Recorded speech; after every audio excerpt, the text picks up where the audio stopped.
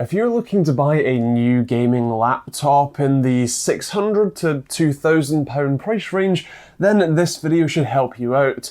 If you're new to this format of videos, it's basically the same format as my other what to buy guides, which is that I have a range of price points that I'm going to talk you through my recommendations for each and what you can expect. Now, a few quick caveats and disclaimers before we jump into it. I haven't necessarily tested every laptop on this list, so do bear that in mind as we're going through and talking about them.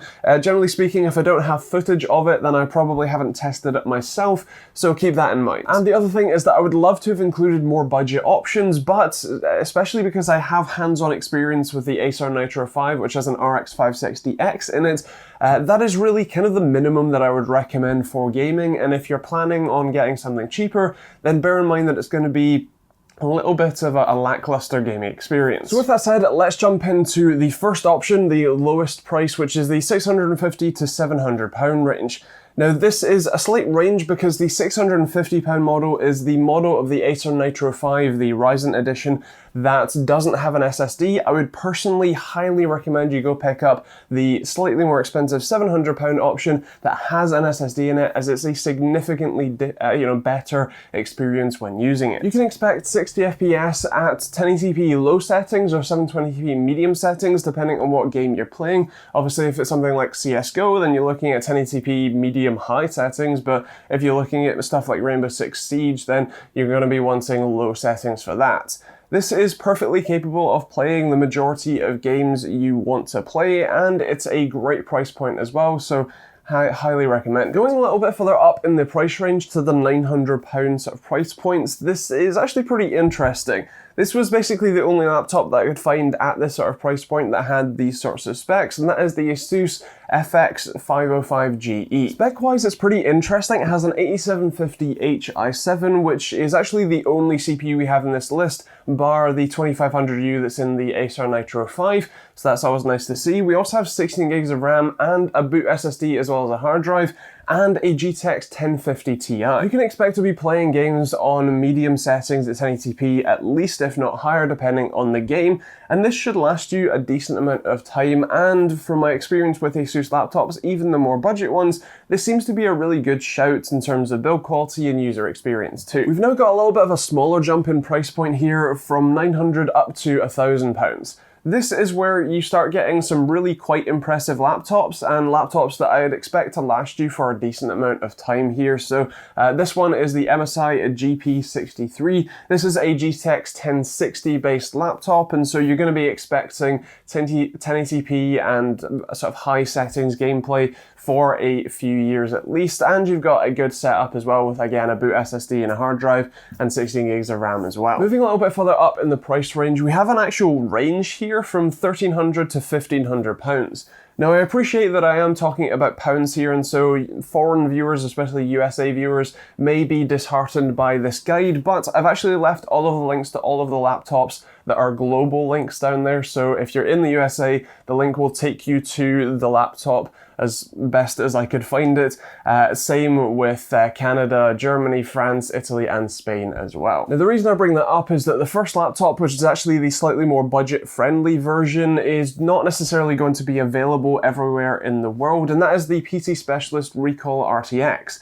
Now, it starts at about £1,200, but I really wouldn't recommend that configuration, as that doesn't have a hard drive and has a very small boot SSD, among other things, and I think like 4 or maybe 8 gigs of RAM. Once you option it to a reasonable point, you're looking at between £1,300 and £1,400 for an RTX 2060, which is actually a very impressive card and should last you a number of years on high settings gameplay at 1080p, which is obviously the display's resolution. Now, for the more global viewers, or if you just want a laptop that has a very, very nice build quality, actually pretty impressive thermals and noise, then you can actually get this one. This is the Acer Triton 500, and is a little bit more expensive, about £1,500 for basically the same spec, but as I said, and you can check out my review of this one specifically, as that's pretty recent, is a very nice laptop, incredible build quality, very nice user experience, and impressive cooling and thermals too. And the final price point in this video is around about £2,000. This is obviously the more premium end, and if you want to spend even more money than that, then feel free to let me know in the comments down below and I can give you some recommendations there. But for the general populace, this is a pretty good point to end on. And this actually gets you impressive hardware. You're looking at an RTX 2070, and I believe not even the Max Q version. You're getting still an 8750H, 16 gigs of RAM, and either a SSD and hard drive or just a large SSD, depending on which configuration you go with. But the laptop I'm talking about here is the Asus GL504GW. This is again one that I've not had my hands on myself, but I've had experience with very similar GL50 type laptops from Asus, and they've been pretty good. The temperatures can be a little bit varied depending on what laptop you go with and the cooling solution for that model, but as I understand it, they're actually pretty good, and the user experience certainly wasn't bad either. Of course, these are just my recommendations for these price points. If you've got a laptop that you're looking to pick up yourself, or you want a recommendation for a specific price points, or maybe even in a specific country you're in, then do let me know in the comments down below, and myself or the awesome community can try and help you out as best as we can. And as I mentioned, if you want to pick up any of the laptops or check out pricing when and where you watch this, especially if you're not in the UK, then take a look at the links in the description down below. There's a link to all of them that you can check them out there. Otherwise, I would love to hear your thoughts about these recommendations in the comments down below as well. Is there a laptop here that you think I've missed, or are these, perfect recommendations for you? Let me know down there. And of course, if you want to support the channel and keep me making these videos on a Monday, Wednesday, and Friday basis with live tech chats on Thursday nights, then you can check out the links in the description down below as well. There's Amazon and Overclockers UK affiliate links. They don't cost you anything to use, but massively help me out when you do use them. Or you can check out hoodies and t-shirts like this one, or a load of other designs in that link down below too. Or you can check out Patreon if you want to support the channel and get cool rewards for doing so.